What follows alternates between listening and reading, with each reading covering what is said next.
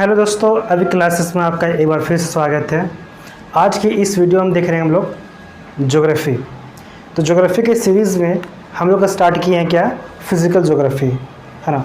इससे पहले देखने से पहले अगर हमारे चैनल को फर्स्ट टाइम विजिट कर रहे हैं तो चैनल को सब्सक्राइब कर लें, बेल आइकन को प्रेस कर लें ताकि वीडियो को आपको नोटिफिकेशन आपको मिलते रहे।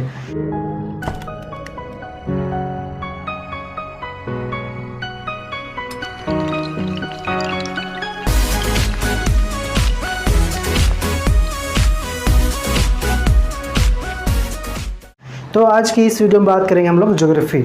तो पिछले क्लास में बात किए थे ज्योग्राफी में, हम लोग देख रहे हैं ओशनोग्राफी, है ना, समुद्र विज्ञान देख रहे हैं हम लोग, ओशनोग्राफी, ओके, ओशनोग्राफी, ओके।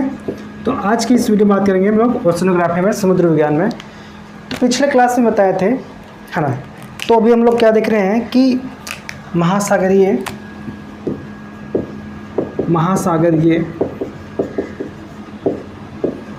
नितल उच्चावच, ओके। तो क्या देख रहे हैं हम लोग, महासागरीय नितल उच्चावच। तो इसमें भी हम इस प्रकार देख रहे हैं हम लोग, इसमें देख रहे हैं क्या, तो इसमें देख रहे हैं हम लोग महाद्वीपीय मग्न तट, ओके। तो महाद्वीपीय मग्न तट क्या होता है, इसकी विशेषता क्या होता है ना। तो पिछले क्लास में हम लोग देख चुके हैं, ओके, पिछले क्लास में हम लोग देख चुके हैं। अगर आप देखें नहीं तो प्लेलिस्ट में जाइए, आपको फिजिकल ज्योग्राफी के नाम से प्लेलिस्ट मिलेगा, आप वहाँ देख सकते हैं, ओके। और साथ में आप यहाँ पे वर्ल्ड मैपिंग का, ओके, वर्ल्ड मैपिंग की क्लास चल रही है, जिसमें से हम लोग कवर कर चुके हैं क्या, एशिया, यूरोप, अफ्रीका, 3 कॉन्टिनेंट हम लोग कवर कर चुके हैं डिटेल में, फुल डिटेल में। अब हम लोग दिख रहे हैं north America, okay, north America. तो अगर आप देखना चाहते हैं तो आप देख सकते हैं, ओके, प्लेलिस्ट बना हुआ है, वहाँ पे आप देख सकते हैं, विजिट कीजिए, वहाँ पे देख सकते हैं प्लेलिस्ट में। तो आज बात करें लोग ज्योग्राफी में देखेंगे महाद्वीपीय मग्न तट। पिछले क्लास में बता चुके थे महाद्वीपीय मग्न तट क्या होता है, इसकी विशेषता क्या होता है, इसकी 7 विशेषताएं थी, ठीक है। विशेषता क्या थी बता दे रहे हैं आपको फिर से एक बार, कि इसकी गहराई कम होती है। जो महाद्वीपीय मग्न तट होती है, इसकी गहराई क्या होती है, बहुत कम होती है। इसकी ढाल जो होती है बहुत अत्यंत मंद होती है, बहुत कम होती है, 1 से 2 डिग्री होती है, 1 से 2 डिग्री, बहुत कम होती है। नेक्स्ट इसका क्या था कि यहाँ पे महाद्वीपीय जो मग्न तट है, वहाँ पे प्रकाश की उपस्थिति होती है, ओके, प्रकाश की उपस्थिति होती है। फिर नेक्स्ट होता है कि यहाँ पे जीवों का रहने का क्या आवास है, जीवों का रहने का वहाँ पे आवास है। और अगर वहाँ पे जीव अधिक रहेंगे तो क्या होगा कि जैव विविधता अधिक होगी, है ना, जैव विविधता अधिक होगी। तो प्रमुख विशेषताएं थी महाद्वीपीय मग्न तट की, है ना। तो पिछले क्लास में हम लोग देख चुके थे, इससे बताया था कि महाद्वीपीय मग्न तट में क्या होता है कि नदियाँ से क्या बनती है, अवसाद ले आती है महाद्वीपीय मग्न तट में। तो वहाँ क्या बनती है, एस्चुरी और डेल्टा, है ना। आपको बता चुके हैं कि पिछले क्लास में कि डेल्टा कैसे बनता है और एस्चुरी कैसे बनता है, ओके। उसके बाद फिर नेक्स्ट बताए थे कि महाद्वीपीय मग्न तट में जिस क्षेत्र में महाद्वीपीय मग्न तट में जिस क्षेत्र में पहाड़ होगा, पहाड़ पर्वत की उपस्थिति होगा महाद्वीपीय मग्न तट में, उस क्षेत्र में मग्न तट क्या होगा, संकरा होगा, क्या होगा, संकरा होगा, ओके, संकरा होगा, पतला होगा, ओके, पिछले क्लास में बता चुके हैं। और जिस क्षेत्र में महाद्वीपीय मग्न तट में वहाँ पे मैदान की उपस्थिति होगी और पर्वत पहाड़ों की अनुपस्थिति होगी, उस क्षेत्र में महाद्वीपीय मग्न तट में क्या होगा, चौड़ा होगा, संकरा नहीं होगा। तो पिछले क्लास में हम लोग सारे देख चुके हैं, ओके। तो आज की इस क्लास में हम देखेंगे कि महाद्वीपीय मग्न तट बनने का कारण, इसके जो 4 प्रमुख सिद्धांत हैं। महाद्वीपीय मग्न तट बनने का जो है वो प्रमुख कितने सिद्धांत हैं, 4 सिद्धांत हैं, ओके। महाद्वीपीय मग्न तट बनने के कारण, ओके। तो इसके बनने की जो महाद्वीपीय मग्न तट है, इसके बनने के प्रमुख 4 कारण हैं। इसके कितने सिद्धांत हैं, 4 सिद्धांत हैं, ओके। कितने प्रिंसिपल हैं? 4 प्रिंसिपल हैं। ओके, तो देखते हैं कौन कौन से हैं। पहला जो है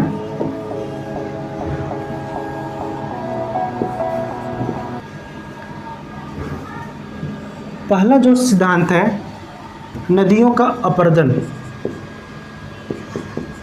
नदियों का अपर्दन, नदियों का नहीं, अवसादों का अपर्दन। ओके, पहला जो मान लिखते हैं अवसादों का अपर्दन। अपर्दन। ओके, नेक्स्ट आप लिखेंगे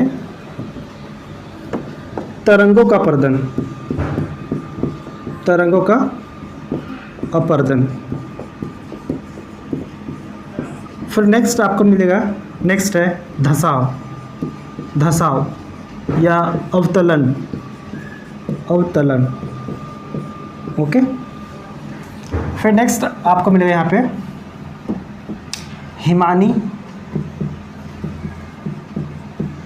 हिमानी का अपर्दन।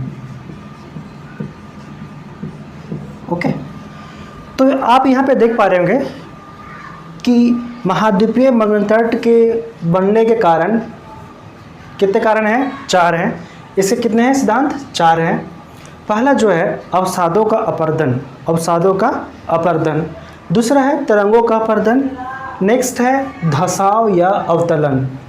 और लास्ट क्या है? हिमानी का अपर्दन।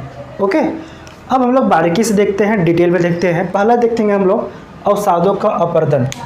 ओके, कि अवसादों के अपर्दन से कैसे महाद्वीपीय मग्नतट का निर्माण होता है, कैसे बनता है, इसका कारण देखेंगे। तो यहाँ देखिए क्या है,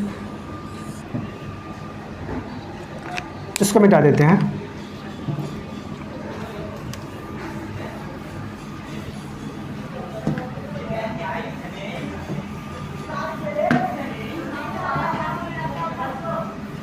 तो पहला देखते हैं हम लोग मग्नतट की उत्पत्ति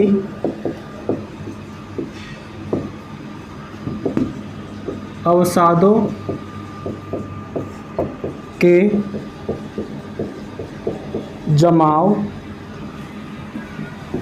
के कारण। ओके, अभी आप लोगों को बताए थे 4 सिद्धांत बताए थे, 4 हैं। उसमें से पहला जो है मग्नतट उत्पत्ति का जो पहला सिद्धांत था, पहला क्या था? अवसादों का अपर्दन या अवसादों का जमाव। दूसरा जो था वो क्या था? तरंगों का अपर्दन। तीसरी क्या थी? धसाव। और चौथी थी हिमानी का अपर्दन। तो पहला देख रहे हैं, पहला जो हमारा है वो क्या है? मग्नतट की उत्पत्ति अवसादों के जमाव के कारण। अब यहाँ समझिए क्या होता है कि नदी द्वारा क्या होता है? नदी के द्वारा अपर्दन। नदी के द्वारा जो अपर्दन होता है, जो अवसाद आते हैं, अवसादों का जो जमाव होता है वो सबसे अधिक होता है।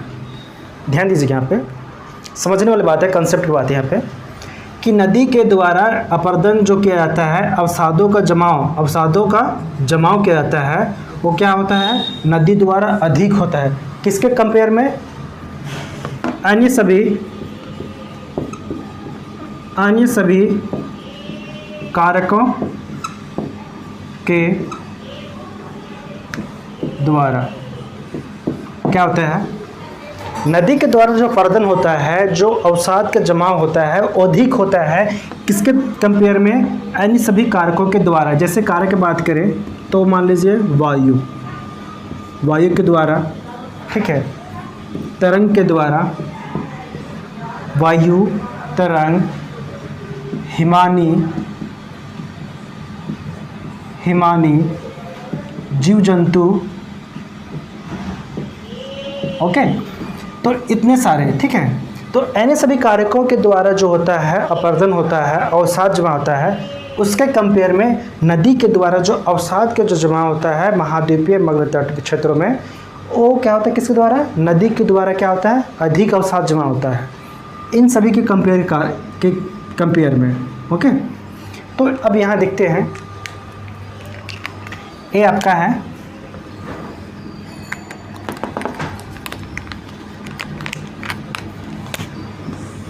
ये आपका देखिए ये महाद्वीप है, ये महाद्वीप है। ओके, अब यहाँ देखिए ये आपका हुआ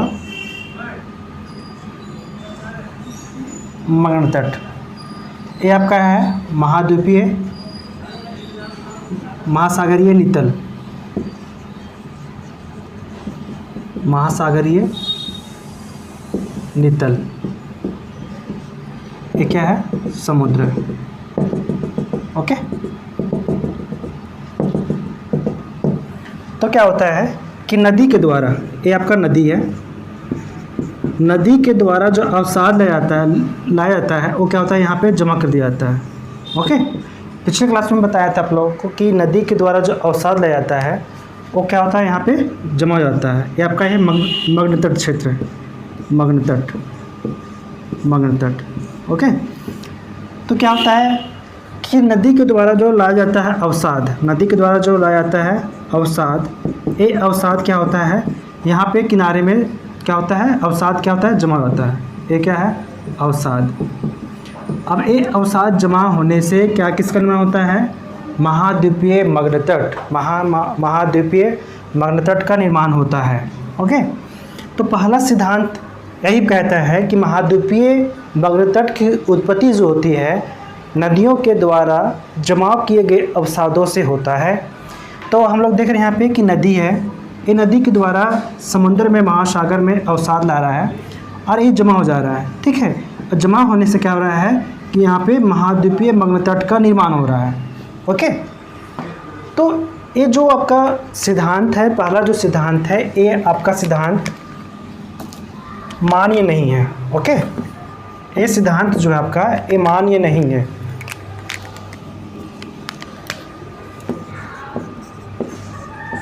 मान्य नहीं है।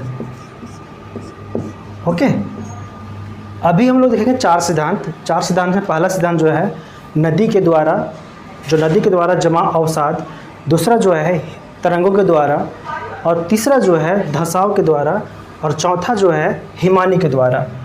तो इसमें से पहला जो सिद्धांत है मग्न तट की उत्पत्ति अवसादों के जमाव के कारण, ये सिद्धांत आपका क्या है? मान्य नहीं है।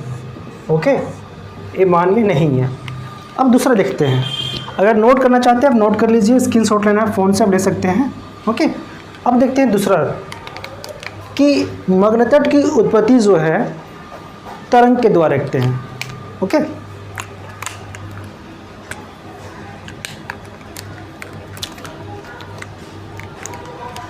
नेक्स्ट देखते हैं तरंग के द्वारा।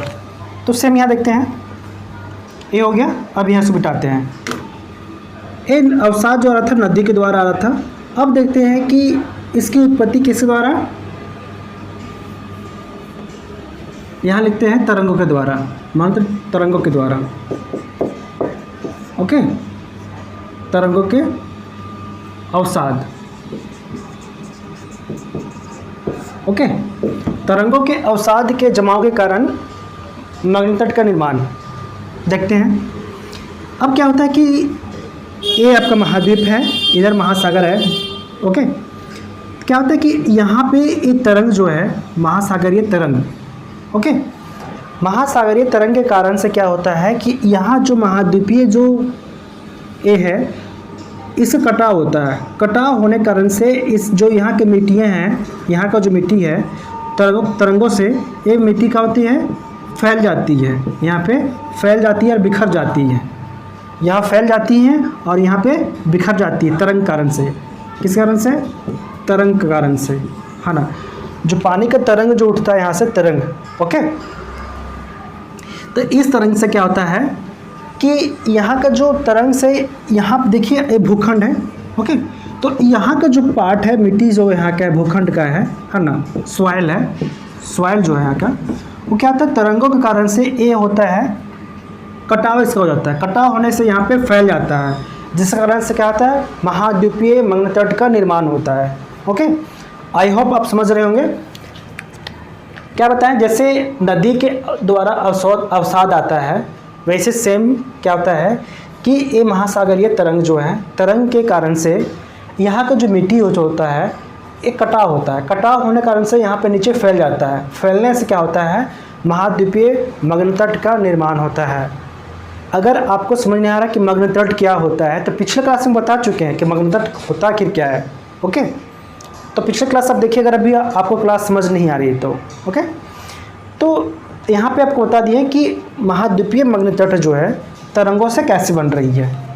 पहले तो आपको बताया कि नदी के द्वारा कैसे बन रहा है, अवसाद नदी के द्वारा आ रहा है, यहाँ पे बन रहा है। अब उसके बाद बताएं कि तरंग के द्वारा होता है कि जो महासागरीय तरंग है, तरंग से यहाँ पे क्या हो रहा है कि यहाँ पे महाद्वीपीय मग्न तट का निर्माण हो रहा है। तो ये भी जो क्या कहते हैं सिद्धांत है, ये भी जो सिद्धांत है ये भी सिद्धांत मान्य नहीं हुआ। दोनों सिद्धांत गलत हो गए। ओके, वैज्ञानिकों के द्वारा, है ना, ये सिद्धांत दोनों सिद्धांत मान्य नहीं हुए। ओके, पहला सिद्धांत और दूसरा सिद्धांत, ये आपका दूसरा सिद्धांत था। ओके, अब बात करते हैं तीसरी सिद्धांत। तीसरी सिद्धांत क्या है कि धसाव, क्या है, धसाव या कटाव, उसे देखते हैं। ओके, तो इसको मिटा देते हैं।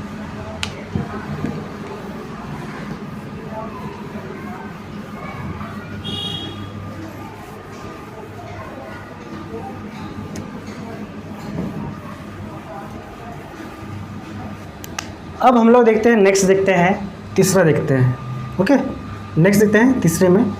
तो तीसरे में क्या है, महाद्वीपीय मग्न तट को उत्पत्ति, अवतलन या धसाव। ओके, धसाव के कारण। अब यहाँ देखिए तीसरा क्या है, महाद्वीपीय मग्न तट की उत्पत्ति धसाव के कारण।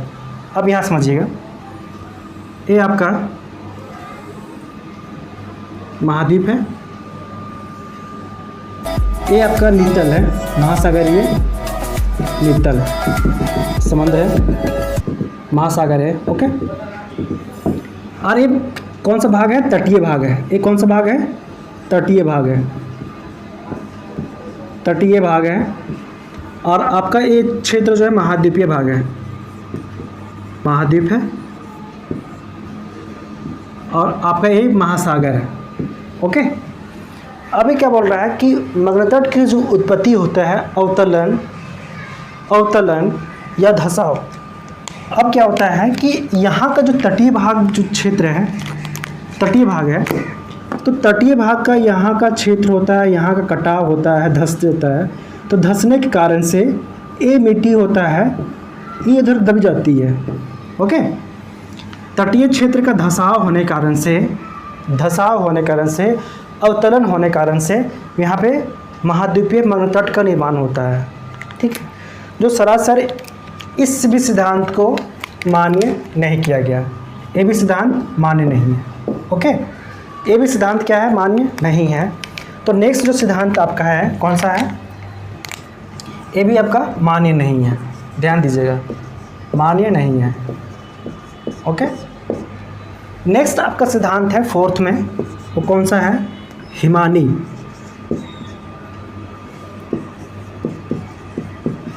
हिमानी।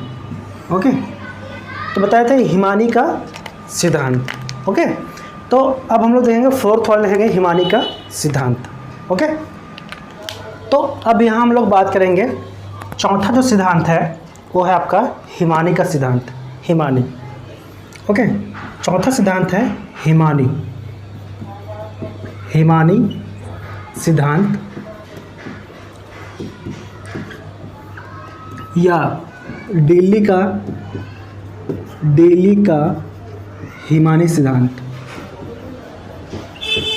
हिमानी सिद्धांत। ओके, ध्यान दीजिए यहाँ पे। डेली देखिए, हमें समझिएगा डेली क्या है। तो डेली जो है, डेली यह एक साइंटिस्ट का नाम है।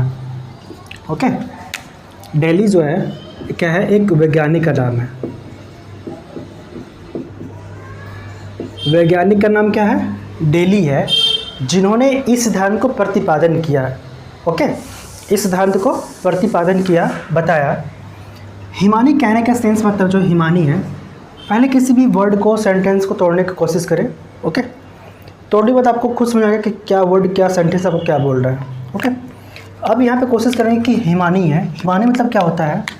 हिमानी मतलब होता है ग्लेशियर। ग्लेशियर। ओके, अब यहाँ देखेंगे ग्लेशियर होता फिर क्या है। ग्लेशियर मतलब क्या होता है? विशाल मात्रा में बर्फ, विशाल मात्रा में बर्फ की उपस्थिति, बर्फ की उपस्थिति। ओके, तो यहाँ पे किसकी बात कर रहे हैं हम लोग? बर्फ़ की बात कर रहे हैं, ग्लेशियर की बात कर रहे हैं, हिमानी की बात कर रहे हैं। ओके, तो हिमानी के द्वारा देखेंगे कि मग्नतट का निर्माण कैसे होता है। मग्नतट का निर्माण कैसे होता है, इससे पहले हम लोग 3 सिद्धांत देखे थे। कौन कौन सी? पहला जो सिद्धांत आपका था वो था आपका नदी के द्वारा अवसादों का जमाव, नदी के द्वारा अवसादों का जमाव। दूसरा जो था आपका तरंगों के द्वारा अपर्दन, तरंगों का अपर्दन। और नेक्स्ट था आपका धसाव, जो था धसाव या अवतरण के द्वारा। तो तीनों का तीनों जो सिद्धांत थे वो क्या थे?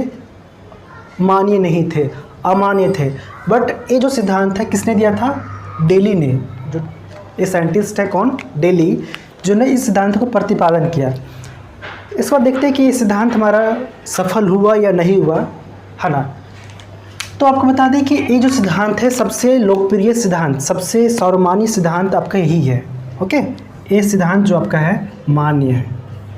ओके, ये सिद्धांत आपका मान्य है। डेली का हिमानी सिद्धांत ये मान्य सिद्धांत है। आपको पूरा बताएंगे कि ये मान्य क्यों है, बताएंगे नेक्स्ट वीडियो में, बने रहें। तो देखिए क्या होता है। पहली बात है कि डेली किसका नाम है? वैज्ञानिक का नाम है।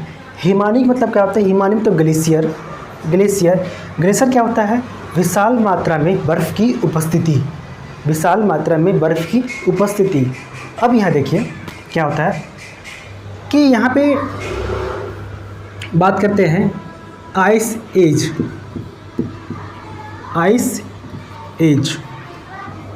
हिमयुग। ओके, बात कर रहे हैं हम लोग आइस एज, हिमयुग। तो हिमयुग जो आपका है, हिमयुग, आइस एज। तो आइस एज कब था? ये प्लास्टोसीन युग। ओके, बात करें कहाँ कब का? प्लास्टोसीन युग का। ओके, तो आइस एज बात कर रहे हैं प्लास्टोसीन का। क्या होता है इस टाइम कि जो जल होता है, पानी जो होता है वो क्या होता है? बर्फ़ में परिवर्तित, बर्फ़ का बढ़ना। ओके, क्या होता है आइस एज में? क्या होता है प्लास्टोसीन युग में? क्या होता है? जल का जो होता है, जल होता है, वो जल का बर्फ़ में परिवर्तित होना, है ना, ग्लेशियर में परिवर्तित होना। तो इसके देखते हम लोग 4 फेज़। इसके देखते कितने फेज़? 4 फेज़। पहले है कि हिमयुग से पहले क्या था, हिमयुग के समय क्या हुआ, हिमयुग के बाद क्या हुआ, है ना, और उसके बाद क्या हुआ। ओके, तो इसका हम लोग देखेंगे 4 फेज़। इसे मिटा देते हैं। ओके, इसे मिटाते हैं।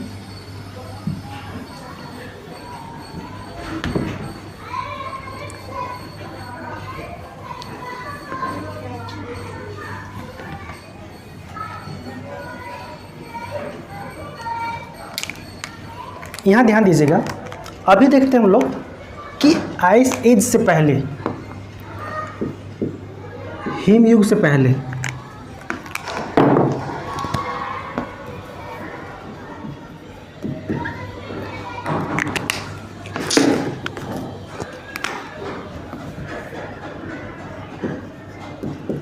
हिमयुग से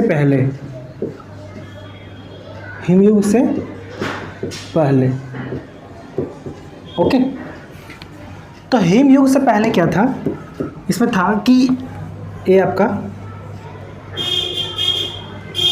पानी है। ओके, महासागर थे केवल, ये महासागर है और आपका ये महाद्वीप है, महाद्वीप है इधर, ये महाद्वीप है। ओके, एक आपका महासागर है। हिमयुग से पहले बात कर रहे हैं, हिमयुग से पहले। अब बात करते हैं हिमयुग के समय। हिमयुग के समय, हिमयुग में क्या होता है कि हिमयुग में जो प्लास्टोसीन युग में क्या होता है, जल का होता है, पानी का होता है, वो बर्फ में परिवर्तित होता है ना। अब देखते हैं नेक्स्ट जो होता है हिमयुग के समय। अब देखिए हिमयुग के समय, हिमयुग के समय क्या होता है,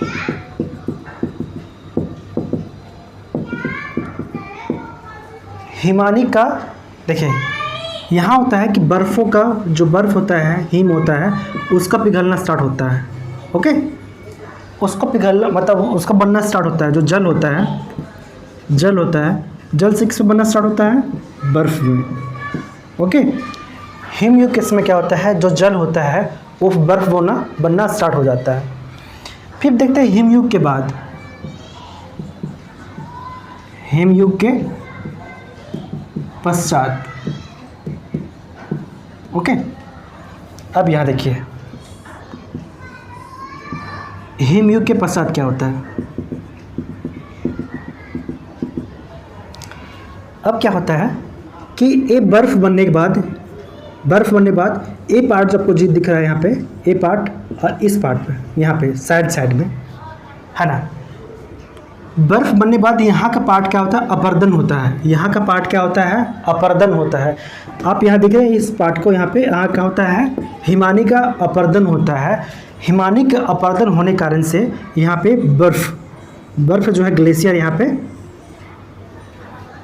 आ जाते हैं। ओके, इसके बाद हिमयुग के पश्चात के बाद क्या होता है, नेक्स्ट जो होता है, नेक्स्ट इसका शेप जो बनता है, यहाँ देखिए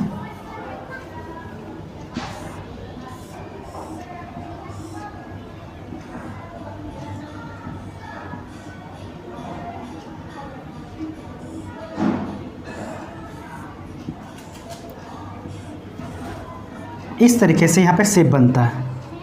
ओके, अब देख पा रहे होंगे first, second, third and fourth, ये 4 हैं। ओके, यहाँ पे ये जो आपका जब ये बर्फ़ बनना स्टार्ट हुआ, ओके, ये जब बर्फ़ बनना स्टार्ट हुआ हिमयुग के समय, तो क्या होता है कि जो जल में कमी आती है। ओके, तो जल में कमी क्यों आती है, क्योंकि जल जो था वो क्या आपका क्या बन गया, बर्फ़ बन गया। बर्फ़ बन गया। ओके, तो बर्फ़ बनने से क्या होता है, यहाँ पे पानी की कमी होती है, जल में कमी होती है। ओके, अब ये क्या होता है, बर्फ़ बनने के बाद क्या होता है, यहाँ पे अपर्दन होता है। यहाँ पे बर्फ़ बनने के बाद क्या होता है, यहाँ पे अपर्दन होता है। ओके, अपर्दन होने के कारण से क्या होता है, फिर बाद में ये पिघलना स्टार्ट होता है। ये बर्फ़ जो बन गया है, ये बर्फ़ ये बाद में क्या होता है, पिघलना स्टार्ट होता है, बाद में पिघलना स्टार्ट होता है। तो ए लेयर जो है, ए लेयर फिर जो अपर्दन हुआ था, ए इसका लेयर ऐसे बन जाता है ना। कैसे बनता है, हिमानी के अपर्दन के कारण से, हिमानी के अपर्दन के कारण से, अपर्दन के कारण से। ओके, तो क्या होता है कि हिमानी के अपर्दन से ये क्या होता है, इसका क्षेत्र ऐसे बन जाता है। और ये जो मग्नतट है, महाद्वीपीय मग्नतट है, ये कैसा होता है, कटा फटा। कैसा हो गया, कटा फटा। तो इस सिद्धांत में कहा गया है, जो वैज्ञानिक जो डेली हैं, इन्होंने प्रतिपादित किया, इन्होंने बताया कि इस हिमानी के अपर्दन के द्वारा जो मग्नतट का निर्माण हुआ है ना, वो क्या हुआ, कटे फटे हुए है ना। तो बहुत अधिकांश जो महासागर हैं उनका मग्नतट क्या है, कटे फटे हैं। तो इससे प्रमाणित ये होता है कि ये जो सिद्धांत है, हिमानी का सिद्धांत है ना, जो डेली का हिमानी सिद्धांत है, ये सक्सेसफुल रहा, सबसे लोकप्रिय हुआ और ये मान्य हुआ है ना। तो इसलिए सबसे अधिक जो माना जाता है, लोकप्रिय है, कौन सा, हिमानी का सिद्धांत है। ओके, हिमानी के अपर्दन का। ओके, तो इस तरह से हिमानी के अपर्दन के कारण से ये बना था। ओके, तो आई होप आप समझ चुके हैं कि बताना हम क्या चाह रहे थे आप लोग को कि हिमयुग से पहले, हिमयुग के समय, हिमयुग के बाद ये कैसा इसका हुआ। ओके, तो आज के लिए बस इतने करते हैं, फिर हम लोग मिलते हैं नेक्स्ट क्लास में। आज के लिए बस इतने करते हैं और फिर मिलते हैं हम लोग नेक्स्ट क्लास में। ओके।